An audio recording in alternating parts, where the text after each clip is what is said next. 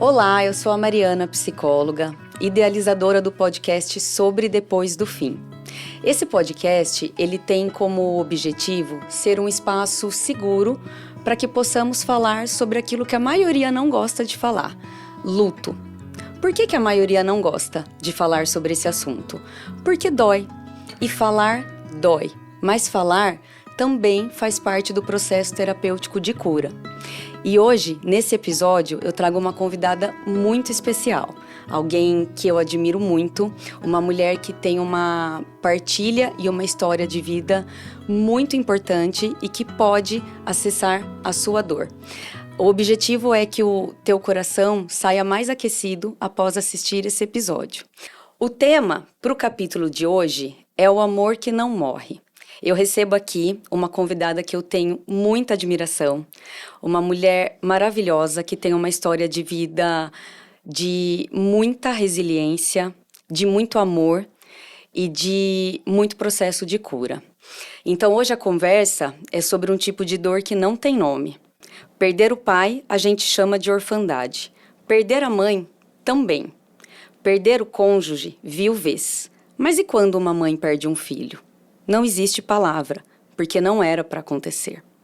Porque desobedece à ordem natural da vida. Porque nenhuma mãe nasce com o plano de enterrar o próprio coração. Mas algumas vivem isso. E mesmo vivendo o indizível, continuam. Não por força, às vezes por amor, às vezes por instinto, às vezes por milagre. Hoje eu recebo aqui uma dessas mães. Yara, seja muito bem-vinda. Fique à vontade para se apresentar. Muito obrigada, Mariana. É um grande prazer estar aqui com você. Eu fico até emocionada. Eu trouxe até uma colinha, caso eu consiga esquecer todas as coisas importantes que eu tenho para falar hoje. Eu sou casada há 33 anos. Eu tenho 2 filhos, o Felipe, que é aquele que já está no céu, que nós vamos falar dele hoje, e o Juliano, que dia 7 de maio completou 29 anos. Certo. E eu também fico muito, assim, emocionada de poder falar desse assunto, porque, como você mesmo disse, é uma coisa que ninguém gosta de ouvir, porque dói muito e ninguém quer mexer nas feridas. Muito obrigada. Vamos lá, então. Conta para mim, Yara, como que se vive, né? Depois de perder quem você tem certeza que você amaria para sempre, né? Já que o amor materno é um amor incondicional. Como se vive depois dessa experiência? Pode até parecer um pouco frio o que eu vou falar, mas se vive de recomeços. A gente perder não é fácil. Então, a vida tem que continuar. E logo que eu perdi meu filho, realmente foi um choque, assim como qualquer mãe, né? Mas o que me deu força, e vivo até hoje, é que eu tinha um outro filho, é que eu tinha um marido, que eu tinha um emprego. Então, a gente vive por causa disso, porque para honrar até o próprio filho que já morreu. Então, é por isso que eu vivo. Se vive de memórias, se vive de amor, se vive de esperança. É assim que eu vivo. Exatamente. E você sente, Yara, que a vida que veio depois do luto, ela é outra ou é apenas um pedaço da tua vida anterior na tentativa de seguir em frente, né? Tem essa distinção ou não? Como que é isso? Eu penso que é outra. E uma outra, feita uma coxinha de retalhos, assim. Onde o que eu vivi lá, como eu era, a Yara que eu era antes do meu filho morrer. O meu filho morreu e aí a Yara teve que se reinventar. Por isso que é importante ressignificar. Quando eu falei se vive disso, foi porque eu ressignifiquei. Porque, na verdade, é uma mistura e vira um recomeço. Então, você fica com as cicatrizes do que aconteceu e a esperança, a semente do que pode vir à frente da sua vida. Então, é ressignificando mesmo. Então, para dizer, é outra? Sim, fica outra, mas um recomeço. uma mistura. Sim, sim. Sem deixar, né, aquela que sempre existiu, mas também sempre ali se reinventando para aquela que a cada dia, né, vai se tornando, vai, enfim, ressignificando, né? Aquela lá nunca vai acabar, né? Nunca vai acabar. Ela ficou na memória. Exato. Foi um aprendizado. E o que que significa para você, Yara, viver um amor que não tem mais colo, né? Não tem mais colo, mas nunca deixou de ser presença na sua vida, que até hoje é presença, mesmo após tantos anos, nunca deixará de ser, né? O que que significa isso para você? Para mim é um amor invisível. Não ter ele fisicamente no meu colo não significa que ele não esteja. Sim. Ele está. E eu acredito que só um véu separa a gente. Eu sinto a presença dele, e quando bate aquela angústia, aquela coisa assim, mas por que aconteceu isso comigo? Eu olho para mim mesma e falo, ele está dentro de mim. E aí eu continuo. Ele deixou, né, de estar aqui, mas nunca deixou de estar em vocês, Isso, né? Na parte de dentro, né, no coração. Ele não está fisicamente, mas ele está emocionalmente, ele está dentro de mim. Existe a presença dele, né? É a ausência, é a presença de uma ausência, Sim, né? Então eu sinto ele, embora ele esteja ausente, porque ele está dentro de mim. sim. E isso está muito associado também, Yara, penso eu, né, com a espiritualidade. Esse sentir, né? De repente aquilo que a gente não pode ver, nem tocar, não está ali do lado, mas está muito associado com a espiritualidade também. Então, pensando nesse quesito, você conseguiu exercitar sua espiritualidade no meio da dor, quando tudo realmente estava acontecendo? Ou isso também precisou ser reconstruído, ser ressignificado? Teve ali algum momento que você se viu muito descrente? Eu sei que você é uma mulher de muita fé, né? Tem essa ligação mesmo com a tua espiritualidade muito aflorada, mas como que foi isso? Enquanto você estava realmente ali vivendo a experiência, né? E mesmo agora, após tantos anos? Comigo, a espiritualidade sempre esteve presente. O dia que eu recebi o diagnóstico, né, que foi lá no hospital, então eu nem contei direito como o meu filho morreu, ele queixava de uma dor no peito, ele foi no médico, o médico falou que ele estava com uma pneumonia, ficou internado e não era uma pneumonia, até que um médico descobriu que ele realmente estava com um tumor no mediastino, que era entre o esôfago e o estômago, pro lado de fora do estômago não, desculpa, do pulmão, entre o pulmão e o esôfago. Então ele estava naquele meio, o tumor. E para mim, naquele momento que eu soube do diagnóstico, eu não vou negar que eu questionei Deus. Por que comigo? Por que foi comigo? Em vários momentos, enquanto ele fazia quimioterapia, eu via crianças na rua, descalças, sem roupa. Eu via aquelas crianças abandonadas em semáforo e falava, por que Deus, o meu filho tão amado, sendo doente, e uma criança dessa, passando necessidade, passando frio aqui? Por que ele? Não que eu quisesse que a doença fosse para essa criança, mas quantas crianças sofrendo e ele tão amado? Então, no começo, eu questionei muito. Depois eu pude entender que não era bem assim, que aquilo tinha um porquê. E aí, eu me apeguei muito a Deus. E vou dizer uma coisa para você, o momento mais forte da minha fé foi durante a doença dele. O momento que eu mais senti a presença de Deus foi durante a doença dele. As pessoas, assim, eu encontrava pessoas de todas as religiões que diziam, eu estou rezando para você. Por quê? E tem uma coisa muito importante que eu quero falar também, é que essa situação, esse câncer dele, infantil, hoje se fala muito disso. Sim. Mas quando meu filho morreu, quando meu filho teve o câncer, ninguém falava de câncer infantil. Então, assim, nem os médicos sabiam tratar direito isso. Ele foi para São Paulo, ele foi tratar num centro de oncologia em São Paulo, pediátrico, com o idealizador, com o Dr. Petrini, que é o idealizador do Mac Dia Feliz, do McDonald's. Que interessante. Foi ele que tratou do meu filho. E lá eu vi quanta criança estava doente. Aqui em Piracicaba a gente não via, mas lá eu vi quanta criança estava doente.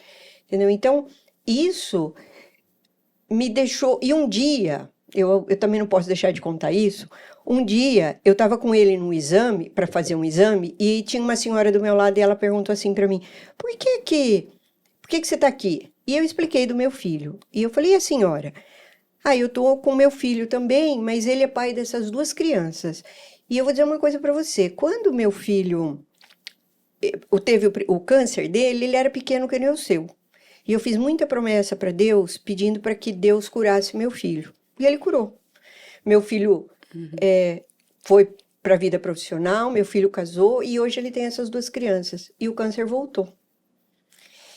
Então, eu aprendi uma coisa com isso, que a gente tem que esperar a vontade de Deus e não é a nossa. Quando ela falou isso para mim, me tocou profundamente, porque assim, a gente rezava muito para ele ser curado. E a cura nem sempre é aquilo que a gente quer, de ver ele aqui. Da Mas maneira que você almeja, né? Isso, a cura é uma cura espiritual. Isso. Então, isso me confortou tanto, o que essa mulher falou para mim aquele dia me confortou tanto, que daquele dia em diante, só isso eu falava. E eu ainda falava para as pessoas, eu estou rezando, fiz promessa para o seu filho sarar. Eu dizia, faça promessa para Deus fazer o melhor para o meu filho. E foi assim até na hora da morte, que eu dizia, é Deus que sabe o que ele precisa. Depois que ele morreu, como ficou essa espiritualidade? Maior ainda. Eu não me revoltei com Deus, porque eu tenho certeza que ele veio aqui para um papel muito importante, que foi para ensinar a gente a amar muito mais, para a gente se amar, para unir a família, para unir as pessoas, para as pessoas aprenderem a buscar Deus. Tinha muita gente que nunca tinha rezado na vida e começou a rezar porque via o meu filho e falava, nossa, um menino tão lindo, doente, e rezava. Então Deus usou o meu filho para buscar muita gente para ele, para pescar. Né? Meu filho foi um pescador de almas. É assim que eu vejo. Yara, que lindo. Então que a minha espiritualidade, ela não foi abalada, nem a do meu marido. Porque... Pelo contrário, né? Exato. Muitos casamentos... Você nem me perguntou isso ainda, mas eu já estou engatando essa pergunta. Muitos casamentos, eles se perdem. E eu não estou julgando por isso. Porque cada um... Então, viver um casamento, viver a 2... já é um desafio. É um desafio. Mesmo sem filhos, né? Exato. É um desafio diário. É um exercício, mesmo sem filhos. Quando se perde... Na educação do filho, também existe muitos atritos. Quando se perde esse filho, que esse filho morre, aí é uma confusão, porque cada um vai viver o luto do seu jeito. Então, assim, tem casais que eu conheço, porque depois a gente começa a conhecer pessoas que perderam seus filhos também, casais que se separaram, casais que perderam a fé. E com a gente foi diferente, a gente se apegou muito em Deus. Desde que ele estava doente, até o meu outro filho, a gente sentava e rezava junto. Meu filho morreu e a gente continuou fazendo isso. Eu, meu marido e meu filho. Até para honrá-lo, né? Em memória dele mesmo também, né? Que vocês estão ali continuando, né? Teve um dia que estávamos na mesa almoçando. E eu olhei para o meu marido olhou para mim e a gente começou a chorar. E esse meu filho pequeno, ele estava com 2 anos e meio, mais ou menos, ele falou, por que vocês estão chorando? E aí eu falei, porque a gente tá com saudade do Felipe. Ele falou, mas não precisa ter saudade, o Felipe tá sentado aqui. Sim. Ele tá aqui, eu tô vendo o Felipe, ele tá aqui com a gente, então para de chorar. Então isso é a certeza de que existe. Que é muito mais do que a gente, né, quer ali, a presença física, ter a posse, né? Exato. Da pessoa. Não, o estar com a pessoa não é só fisicamente. Vai muito além. Não é só o fisicamente. Então, assim, para o meu filho, que era um pequenininho, que não estava entendendo nada do que estava acontecendo, ele falou isso. Então, Como é que... E a outra coisa que a gente precisa prestar bastante atenção, que eu também, na época, não sabia, é o luto desses irmãos. Dessa criança que fica, né? Às vezes a gente não valoriza, a gente foca muito na mãe, né? A mãe, mas tem o pai e tem os irmãos. Exatamente. E o meu filho, esse pequeno, ele começou a dar muito trabalho. Ele batia em mim, ele quebrava os brinquedos. Eu morava num sobrado, ele jogava tudo de lá de cima, tudo para baixo, quebrava tudo. Era uma forma até, talvez, de extravasar a própria raiva dele, né? Que talvez ele não estava conseguindo digerir e identificar aquilo dentro dele. E ele tinha que extravasar. Né? E eu não entendia, porque eu também estava sentindo dor. Claro. E o pai também estava sentindo dor, até que uma pessoa maravilhosa falou, leva esse menino para fazer terapia. Foi quando eu levei ele para fazer terapia, e depois de um período a psicóloga me chamou junto com meu marido e falou, ele expressou a dor dele. A mamãe, ele bate na mamãe e no papai e quebra tudo aqueles brinquedos, porque a mamãe deixou o irmão dele em São Paulo com um tal de Jesus. Olha. Então ele não entendia nada. Ele viu o filho na urna, todo mundo falava para ele que que o irmão foi para Jesus, mas também ele sabia que o irmão tratava em São Paulo. Então, como ele elaborou essa morte? Exatamente. Ele está com um tal de Jesus em São Paulo. Ele era pequenininho. Então, a partir desse momento, eu tive que ensinar o processo de morte para ele. Ela ensinou, ela foi maravilhosa, essa psicóloga. E hoje meu filho é um menino extremamente resolvido. Sim, até porque a criança, né, eu acho importante falar isso, ela não tem essa ideia abstrata, né? Ela é muito lógica, né? Ainda mais na idade que ele estava com quantos anos? 2 anos. 2 aninhos, né? O Felipe estava com 6 anos. Então, quer dizer, tem que ser muito bem exposto realmente de maneira concreta, claro que na linguagem que ele entende, de uma forma mais lúdica, né? Mas para que consiga ter o entendimento de que o irmão realmente não vai voltar mais, ele está com Jesus simbolicamente, dentro daquilo que vocês acreditam, mas que teve ali um fim, né? O final de um ciclo da presença física. Porque a fantasia, o imaginário de uma criança pode ir muito além, né? Pode ir muito, poxa, meu irmão está em São Paulo, então quando que ele vai voltar para casa? Ah, mas ele foi morar com Jesus, tá, mas quando que ele vai vir me visitar? Quando que, né? Então, imagina o tanto de dúvidas na cabeça dessa criança. Por quê? Porque é fantasioso, né? Não é? Então, a importância de trazer para o concreto. Né, com muito amor, com muita empatia, mas trazer para o concreto, entender a linguagem daquela criança, né? Que bom que ele teve esse suporte. Foi. Né? Que bom que eu tive uma rede de apoio, que é outra coisa que é extremamente importante, ter uma rede de apoio. Yara, e com relação à saudade, né? Porque, assim, você comentou sobre a questão de que houve esse entendimento desde quando tudo aconteceu, que o ter a presença do teu filho não é somente reduzido a uma presença física, né? Então, assim, a presença física não tem mais, não está mais ali, mas a saudade tem dias que provavelmente ela visita, né? Ela bate ali na porta, não sei a intensidade hoje disso, né? E a frequência, mas imagino que lá atrás era muito difícil lidar, né? Então, a saudade, ela dói do mesmo jeito todos os dias ou ela foi mudando de forma, de face, ao longo de todos esses anos? A saudade, no começo, comparando a uma música, a saudade, ela gritava. Era uma música que só tinha gritos, gritos altos. Com o passar do tempo, essa música vai acalmando e vira um sussurro, vira uma musiquinha de ninar, assim. Ela não desaparece, a saudade ela não desaparece, mas ela fica presente em um grau menor. A saudade ela vem com um cheiro, a saudade ela vem numa festa, por exemplo, no Dia das Mães, numa formatura. Eu tenho um sobrinho que é 4 meses mais velho que ele, e às vezes eu olho para aquele sobrinho e falo, onde será que meu filho estaria? Né? Que faculdade ele teria feito? Onde ele estaria trabalhando? Então, isso tudo passa pela minha cabeça. E eu também choro, porque a gente sente Claro, saudade, a claro. gente chora. Parece Que bom extravasar, né? Exato, precisa. Permitir-se, é. É, eu me permito chorar. Então, quando a saudade aperta, eu uso alguns meios, né? Que também amadureceram. No começo, eu punha músicas. Ele gostava muito de margaridas, aquelas margaridinhas pequenininhas. E eu ia na floricultura e punha vasos na minha casa de margaridinha. Para mim era uma forma de ele estar comigo através daquelas flores. Eu fazia caminhadas, eu ouvia músicas que ele gostava. E tudo isso foi amadurecendo a saudade. E aí eu olho para ele de um outro jeito, né? Para a saudade de um outro jeito, assim, né? Ela foi desse jeito que ela foi ficando.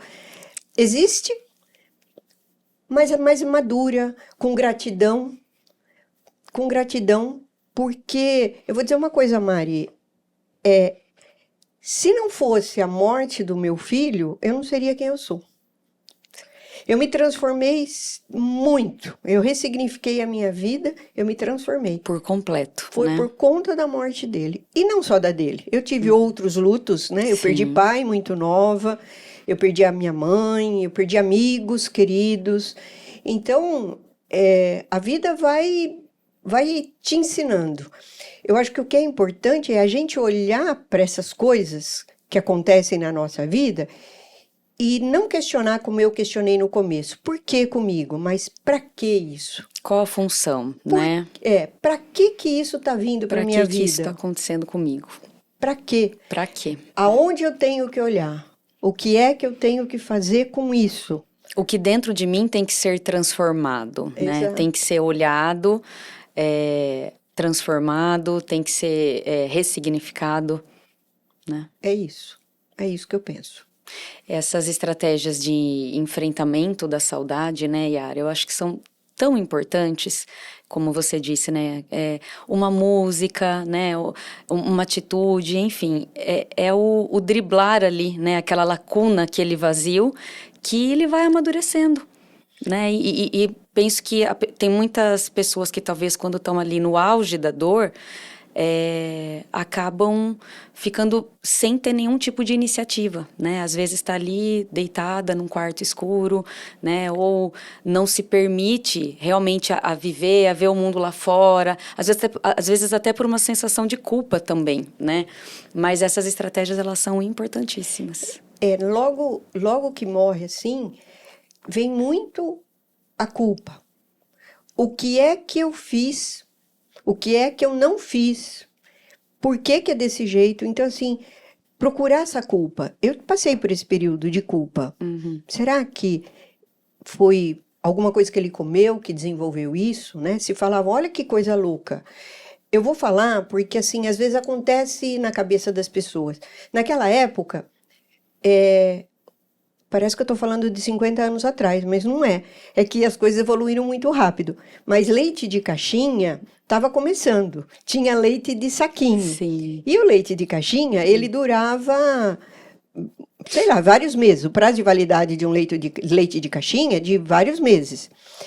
E eu comecei a dar leite de caixinha para ele. E eu falava, será que foi o leite de caixinha que desenvolveu o câncer nele? Eu tinha culpa disso. Atrás da minha casa, um sobrado, tinha uma antena, aquelas de celular, que um monte de gente na época falava, nossa, isso daí, essas ondas, elas provocam câncer. E o quarto dele ficava no fundo da casa e mais próximo dessa antena. E eu achava que o problema era a antena também. Então, assim, eu fiquei arrumando justificativas. É sempre aquela busca incessante para justificar algo que às vezes não tem uma justificativa. Não tinha, né? não tinha, era dia dele, né? Foi a missão dele, né? Então, o acolhimento, acolher essa dor é que é importante. Acolher essa dor. É fazer uma meditação, é fazer uma caminhada. A única coisa que não dá para fazer é ficar dentro de casa. Se esconder num quarto escuro, num sofá. É a única coisa que eu não aconselho. Né? Vamos sair, vamos conversar com pessoas, vamos buscar ajuda, Sim. né? Vamos buscar ajuda profissional, procura um amigo, procura um padre, um pastor, qualquer coisa. Mas conversa. Falar, até aqui agora, que eu estou nesse momento, eu também estou num processo de cura ainda, porque não sara. Quanto mais a gente... É uma espiral, assim. Quanto mais a gente fala do assunto, mais coisas aparecem, né? Como na terra. Cavoca, cavoca, cavoca, e quanto mais cavoca, vai saindo mais minhoca. Então, é esse o processo de cura. É cavocar para sair as minhocas e tratar essas minhocas. É assim que eu vejo. Olhar de frente para elas, né? Entender que elas estão ali, né? E falar, poxa, o que eu vou fazer com isso, né? Que estratégias que eu vou usar, aqui eu vou recorrer, né? Mas é o estar em movimento, né? E não estar parado. Em todos esses anos, Yara, você precisou abandonar algo em você para continuar viva? Por exemplo, poxa, antes disso acontecer, eu tinha tal hábito, eu fazia tal coisa, e depois disso eu realmente abandonei, né? Mudei, virei uma chave. Ou não, né? Sim. O que eu precisei abandonar? Que de vez em quando eu pego de volta. É o controle. Nós não temos controle na nossa vida. A gente não sabe. Nós planejamos, e eu acho que a gente deve planejar sim a nossa vida, mas nós não temos controle nenhum de nada. Eu não tinha controle da vida dele e nem da minha. Então eu tive que abandonar esse controle.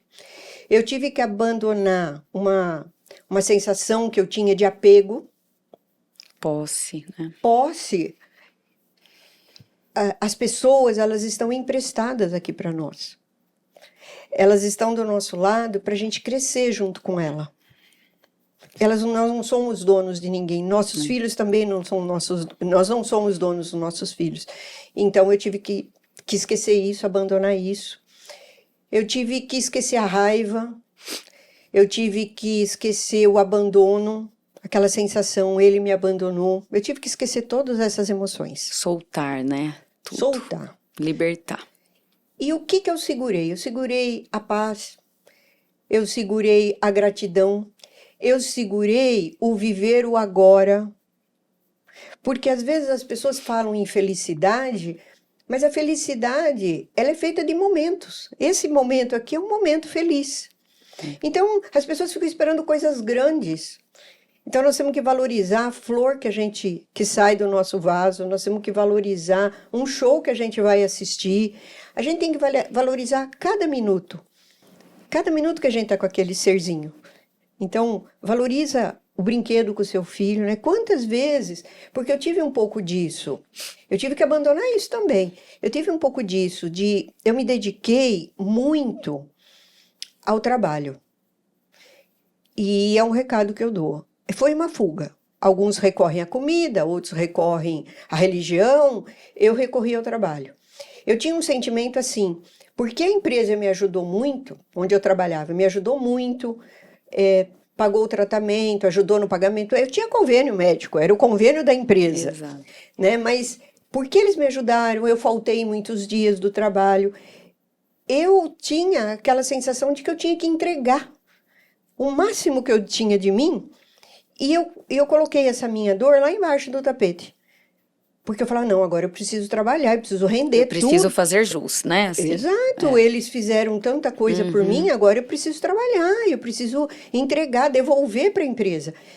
Tá certo, nós temos que ser gratos à empresa, mas ela faria isso com qualquer um. Ela tinha orçamento para isso, porque se ela não tivesse orçamento para isso, ela também não ia fazer. Não seria aprovado, né, para o tratamento. E eu tive que abandonar isso. O viver o agora. A gente fica muito preocupado em trabalhar, a gente fica muito preocupado em ganhar dinheiro, em ter. E não é em ter, tem que ser em ser, né? Ser. O filho está do nosso lado, vamos brincar, vamos sentar no chão. Ai, mas eu preciso limpar a casa, lavar roupa, fazer não sei o quê. Deixa. Depois faz. Depois faz. E se não der para fazer, também não tem problema. Faz amanhã, faz daqui 2 dias, né? Brinque agora com o seu filho. Brinque agora, né? Fique agora, viva o agora, converse o agora. Porque hoje eu atendo também, e, eu escuto muito jovem que me procura sozinho, na solidão. Os jovens bonitos, jovens inteligentes e ansiosos, deprimidos, na solidão. Ah, meu pai trabalha, minha mãe trabalha. Eu não quero nem falar com eles, me tranco no quarto. Vai lá, bate na porta, tenta conversar. O que ele mais quer, às vezes, é um abraço. E às vezes essa conexão, né? Eu vejo muito isso também, essa conexão filho e pais, pais e filhos, tá escassa hoje, né? Justamente por isso, né? Por essa coisa incessante de eu preciso trabalhar, eu preciso trazer sustento para dentro de casa, eu tenho que dar a melhor escola, eu tenho que dar a melhor... Tá, mas e o ser, né? E ser presença, e o estar ali, e o construir memórias. E aquela sensação de, poxa, eu aproveitei muito a infância do meu filho, eu aproveitei muito a adolescência da minha filha, e isso, né? Isso é muito esquecido e está cada vez mais por conta da tecnologia, por conta de boas escolas. Lógico, todo pai quer que o filho tenha um bom inglês, que tenha um bom espanhol, que aprenda informática, Tem educação financeira, que né? vai no judô, que vai no balé, que vai... As crianças estão estressadas, as crianças precisam brincar. E os pais precisam brincar com essas crianças.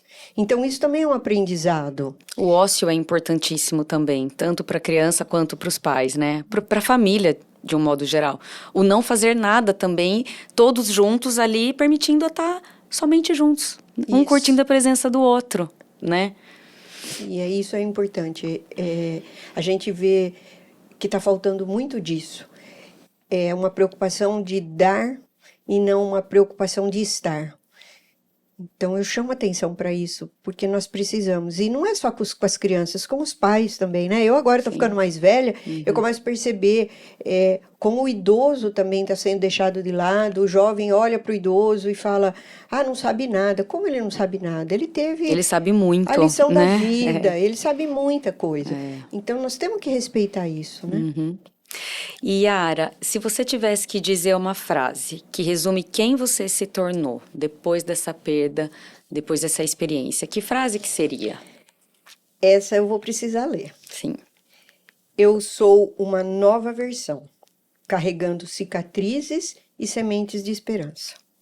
Que lindo. Essa seria a minha frase. Eu sou uma nova versão que carrego as cicatrizes e sementes de esperança. E eu posso, né, afirmar que essa sua nova versão, ela é reconstruída, assim, diariamente, praticamente, né, Yara? Obrigada. Eu te acompanho há alguns anos já, e eu vejo várias Yaras sendo reconstruídas, todos os dias, a cada encontro nosso, a cada conversa. E isso é muito bom, porque eu aprendo muito também com você. Eu também com muito, você. Muito. Não sou só eu que ensino, eu aprendo. Eu Sim. aprendo com as crianças, é isso que também a gente precisa... Eu falo que a fonte de sofrimento, ela vem de 3 lugares. Ela vem da vaidade, ela vem do orgulho e ela vem do egoísmo. Quando a gente tira esses 3 fatores da vida, a gente para de sofrer. Então, nós precisamos prestar atenção nisso. Vaidade, orgulho e egoísmo. Eu estou me reconstruindo. Eu estou olhando. Eu não era assim. Eu estou assim. Eu estou melhorando a cada dia. Mas tive muito orgulho, arrogância, fui muito egoísta. Né? Quando a partir do momento que a gente briga com Deus porque não quer que leve o nosso filho, é um egoísmo. E por isso que leva ao sofrimento. Entender que Deus não levou, que Ele está aqui de uma outra forma, eu paro de sofrer. É isso que eu quero dizer. A partir do momento que a gente expande o nosso olhar, né? Porque eu acho que é uma tendência nossa, de todos nós, né? De ficar ali focado numa única coisa, né? Então, se não for daquele jeito, na forma como eu quero, então, né? Não é mais.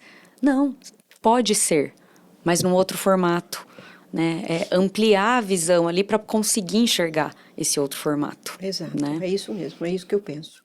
E que tipo de emoções, Yara, que te visitam até hoje? Né? Emoções, assim, eu até costumo falar na clínica para os meus pacientes, né? Que emoção, a definição de emoção é tudo aquilo que vem repentinamente e também vai embora repentinamente, que é diferente de sentimento.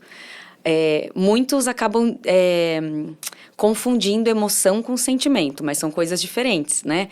O sentimento, ele é algo que às vezes ele demora para chegar, mas quando ele chega, ele cria raiz dentro da gente e não vai embora tão facilmente. A emoção não, ela é aquela coisa às vezes rápida, vem e vai. Então, que tipo de emoções que te visitam até hoje, diante da perda do teu filho? Até hoje a saudade vem. Uhum. Até hoje, dependendo do dia, a tristeza também vem. Até hoje, a paz vem. A paz de saber que eu fiz tudo o que eu podia, então ela me visita, a paz me visita, o amor me visita. De vez em quando, eu acho que aquela questão de querer controlar, né? Aquela coisa assim do querer controlar vem de vez em quando. Por isso que eu falei que eu ainda estou trabalhando muito essa questão do controle. Isso me visita também. E eu falo, não posso, eu não consigo controlar nada. Então, eu já trabalhei a culpa, já trabalhei a vergonha, eu já trabalhei várias coisas, assim. O perdão, que é outra coisa que eu trabalhei bastante, mas tem ainda algumas coisas que me visitam. E eu posso dizer que principalmente, se for para resumir, é a saudade. Ela visita. Uhum. E quando ela visita,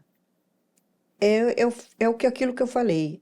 Eu escrevo uma carta como se ele estivesse aqui, sabe? Eu pego uma caneta e vou escrevendo, como se eu estivesse conversando com ele. E vou escrevendo aquilo.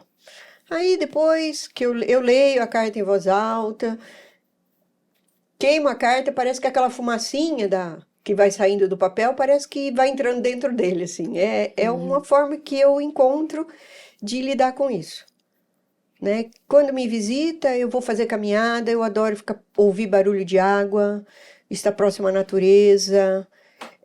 Então, o que mais bate é a saudade, é o que eu falei. Mas uma saudade trabalhada, uma saudade... Lapidada, né? Porque ele existe. Então, é o que a gente já falou. É aquela saudade do físico, aquela coisa assim... Mas é se sentir abraçada no outro. É se sentir abraçada no outro. É abraçar alguém e dizer, nossa, é como se fosse o meu filho. Entendeu? Acho que na psicologia deve ter um nome isso. Mas é transportar, né? Tem uma Como palavra. se fosse projetar, Projetar, né? projetar. No outro, assim, fala, olha, eu lido como se fosse um filho, né? É isso. O que eu admiro muito em você e nessa sua fala, né, Yara, é que você não se coloca nesse lugar de vítima mesmo, né, diante de uma perda, no sentido de quando a saudade vem, né, que é uma emoção que te visita bastante, como você falou. A saudade vem e aí você relata as suas estratégias e você não se coloca num lugar ali pequeno ou num lugar de vítima no sentido de olha o que aconteceu comigo ou, né, apesar de toda a dor que está envolvida, né, nisso, mas você se movimenta e isso é que possa assim servir de exemplo mesmo para muitas mães que provavelmente estão agora nesse momento tendo uma notícia dessas ou estando nos primeiros dias, primeiras semanas de luto, né, de um filho. Então, o que você diria se você pudesse, se tivesse uma mãe te escutando hoje, uma mãe enlutada, de repente passando a primeira noite dela, né, pós-perda. Se você pudesse passar uma mensagem de ajuda, de amparo, de estender a mão para essa mãe. É uma pergunta difícil. Para essa mãe, ela pode estar olhando para mim, mãe, e dizer assim, nossa, que forte, que fria. Mas eu quero dizer para você, mãe, que não é nada disso. Que o luto tem seu tempo, que o luto tem as suas dores, que dói, sim, dói muito. É como... Eu sempre dizia, mas tá doendo tanto? Eu falava, dói tanto, que parece que dentro do meu coração alguém tinha ido lá e arrancado um pedaço da carne do meu coração. É essa dor, que era desse jeito que eu descrevia a minha dor. Então, a mãe deve estar sentindo isso hoje. E eu quero dizer que isso vai passar. Mas só vai passar se você quiser. Se você sair desse lugar, se você buscar ajuda, se você buscar pessoas, se você buscar uma espiritualidade, aí ela passa. Se você se encolher num buraquinho, não dá. A gente tem que fazer uma despedida, porque às vezes tem filho que morre num acidente, por exemplo. Né? O meu, eu tive tempo, ele ficou lá na UTI, eu tive tempo de me despedir dele. Então eu sinto que luto, eu penso que luto, as pessoas que não conseguem conviver é porque não tiveram tempo de se despedir. Então nós temos que se despedir. E essa despedida não é só física, mas nós somos uma alma. Então nós podemos conversar com essa alma, se despedir e honrar essa pessoa que se foi. Honrar. E honrar não é...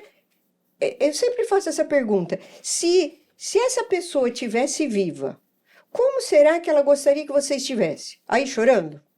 Ou ela gostaria que você estivesse trabalhando, que você fosse viajar, que você fizesse grandes passeios? Como que essa pessoa queria te ver? Então, sempre pensar assim, a hora que você se encolhe, olhar para lembrar daquela pessoa e pensar nisso. Como será que ele gostaria que eu tivesse? Então, toda vez que bate essa tristeza, essa coisa ruim, eu olho e falo, nossa, meu filho, tenho certeza que queria que eu fosse essa mãe. E hoje... eu ressignifiquei tudo isso. Isso foi depois de um outro luto, que foi, eu perdi meu pai antes do meu filho, depois eu perdi minha mãe, depois eu me aposentei primeiro, que também é um grande luto. Isso também mexeu muito comigo, porque, como eu já disse, eu me entregava muito ao trabalho. E aí eu falei, o que eu vou fazer com toda essa dor? E foi por isso que eu fui estudar. Eu fui trabalhar essas emoções em mim, porque até então eu não tinha trabalhado. Então não se sinta, mãe, culpada porque você está sentindo tudo isso. Eu fiquei muitos anos sentindo tudo isso. Muitos anos. E às vezes existe até... Então, era isso que eu ia dizer. Às vezes existe até uma dificuldade de identificar tudo isso internamente. Porque a dor é tanta, a rotina volta, né? Você vai sendo consumido ali. Muitos, como você falou, eu acabei ali me afundando no trabalho, né? Sempre tem alguma área que a pessoa enlutada acaba ali, né? Realmente focando um pouco mais. E aí tem essa dificuldade até de identificação mesmo dessas emoções. Era né? inconsciente. Inconsciente. Era inconsciente. E eu, enfermeira. Sim. Né? E enfermeiro já aprende na profissão a cuidar do outro. Uhum. E eu sempre fiz isso, sempre cuidei do outro e esqueci de cuidar de mim. Então foi depois da aposentadoria que eu fui cuidar de mim. Eu fui estudar, conheci outras terapias e hoje... eu tenho como missão e propósito de vida, Mariana, ajudar essas mães, ajudar pessoas enlutadas a voltarem a viver, voltar a sonhar, porque a gente esquece os nossos sonhos e existe saída. É isso que eu quero dizer. Tem pessoas que não existe. Tem sim, tem saída e a prova viva sou eu, que consegui sair de tudo isso. Eu tenho um caminho enorme pela frente ainda? Tenho. Mas o caminho que eu já fiz lá atrás...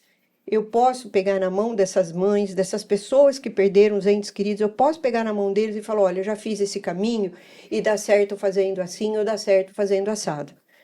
Então, eu tenho hoje um programa que chama Esperança Pós-Luto e eu trabalho com pessoas enlutadas. Às vezes eu penso até em parar, porque assim, às vezes eu vejo no Instagram, eu vejo coisas tão banais, cheio de curtidas. E as coisas sérias, o luto, as pessoas não querem nem ler, as pessoas passam reto. Falou de luto, a pessoa passa reto. E um dia uma médica falou para mim, olha, eu leio o que você faz, o que você escreve, e eu acho que você deve continuar. Eu falo, mas eu já estou cansada disso, as pessoas parecem que não dão muita importância. Dão sim, quando elas precisam, elas dão. Então é isso. É isso que eu falo. Existe saída. Existem ferramentas e essas ferramentas eu validei comigo. Então eu sei que funciona e dá certo. Você sentiu na pele, E né? tô eu aqui, eu sou o exemplo vivo. Sim. Yara, muito obrigada por partilhar da sua história, obrigada pela confiança. O seu trabalho já era maravilhoso desde quando eu te conheci, né? Mas o seu trabalho de hoje é mais ainda, né? Eu acho que penso que tem um propósito muito maior, né? E eu te vejo mesmo, né, depois de aposentada, em total movimento, sempre se reinventando, e isso é uma inspiração para mim também. Obrigada. Então, obrigada, e que a sua história alcance outras histórias, alcance essas mães, né, a qual você acabou de passar um recado para elas, que a sua dor ressignificada alcance a dor delas, que talvez não esteja ressignificada ainda, né, e que você possa ser esse exemplo, esse suporte e, de repente, até essa profissional que vai orientá-las, né, e que essa conversa seja, acima de tudo, um abraço para nós, para todo mundo que está ouvindo, né? Se você quiser divulgar o seu trabalho, né? Eu quero divulgar o seu Instagram também, que eu acho de extrema importância. O meu Instagram é outro aprendizado também. Eu não sou dessa geração, as criancinhas pequenininhas já estão com o celular na mão. Eu ainda sou da geração mais antiga, então, assim, eu estou começando um Instagram, eu tenho ainda as minhas dificuldades tecnológicas, mas o meu Instagram é Yara Terapeuta, Yara com Y, e eu tenho esses 2 programas. Um programa é para trabalhar com o luto, com as perdas de emprego, o luto de receber um diagnóstico, o luto de desmanchar um casamento, o luto de fechar uma empresa. Então, são vários lutos que nós temos. Então, eu tenho um programa que tem várias ferramentas, eu trabalho com terapias integrativas, para que as pessoas ressignifiquem a vida. E tem um outro lado que é de palestrante. Eu tive uma experiência muito grande numa multinacional, como coordenadora de uma equipe multiprofissional. Trabalhei com muitos conflitos, com muitos lutos, com muito estresse. Então, eu também tenho esse trabalho para empresas, para líderes saberem como lidar com o conflito. E eu fico à disposição sempre, é a minha missão, o meu propósito de vida. Eu acho que até eu morrer eu estarei trabalhando e estudando, eu estou fazendo outra pós-graduação agora, e é assim, a vida tem que continuar, porque nós temos muitas pessoas sofrendo e nós não estamos aqui à toa. Então, eu tenho que fazer uma forma de honrar os meus filhos, que não é só aquele, o meu filho, e a minha vida, a vida que Deus me deu. A forma de honrar é poder fazer alguma coisa pelo outro.